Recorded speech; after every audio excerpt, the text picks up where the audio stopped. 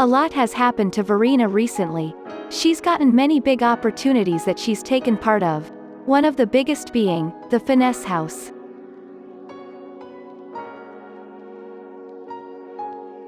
FINESSE is a clothing brand where fans choose what gets released. The creator, Ramin Amari, created the content house to push the brand further and gain a larger name.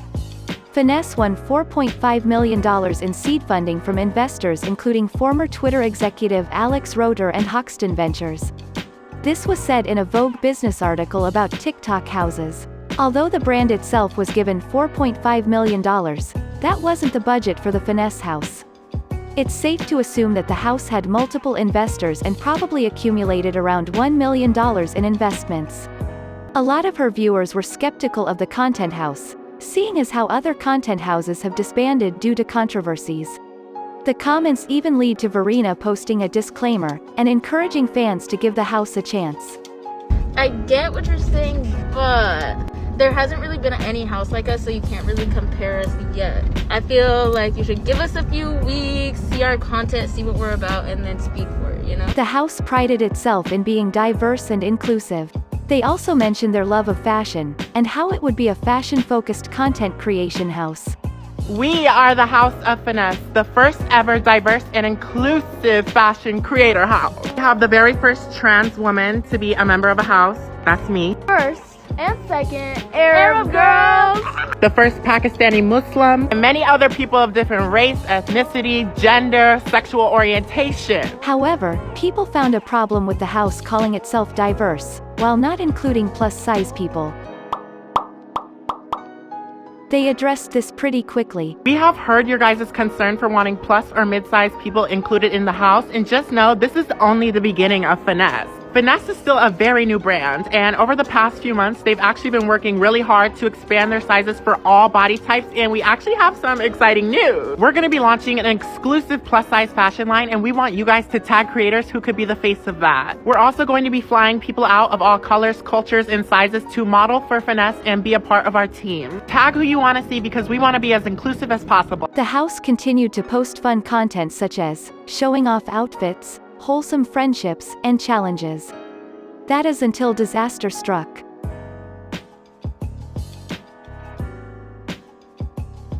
One of the members, known as Esha, at Vixenisha on all platforms, was exposed for being racist, and for lying about one of her ex-friends. A creator known as @StillHot, or Kenya Smith, posted this picture on her story about Isha. She made a video with another creator, at a.jean, or Jean, where they talked about multiple things Isha has done. This includes trying to get Jean blacklisted from companies, telling her fans that Jean never paid rent while they were living together, using AAVE and mocking black women on her close friend's story, taking Kenya's ring, that was sentimental to her, and losing it, telling her fans that Jean scammed $1.4 thousand from their mutual friend Lexi, saying that Jean preyed on other sex workers. I will leave the videos linked down below where they talk about these situations more in depth, and also include screenshots and receipts. Verena posted a video titled, "I turned 18 and this is what I did," where she told a story about how her things were constantly being stolen at the content house.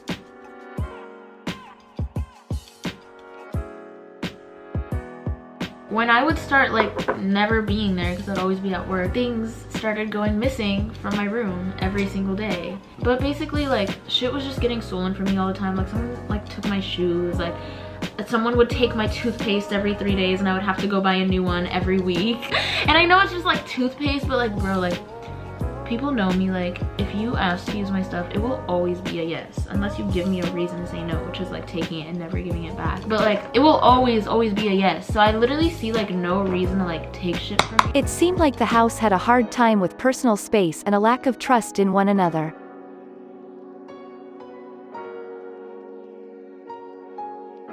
Now that season 1 of the FINESSE house is over, do we see it as a success or a failure? Personally, I don't think the house was used to its full potential. They could have done so much more in the beginning stages that would have secured longevity. Adding plus-size creators at the very end of the house just leaves a horrible impression to me. They acknowledge the lack thereof in their second video but don't act upon it until the end of the house. If they would have had these creators originally, or added them sooner, they would have received a lot less criticism for labeling themselves as the most diverse content house.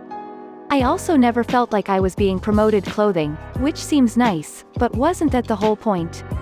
I wish they would have had the influencers create lookbooks using items from Finesse.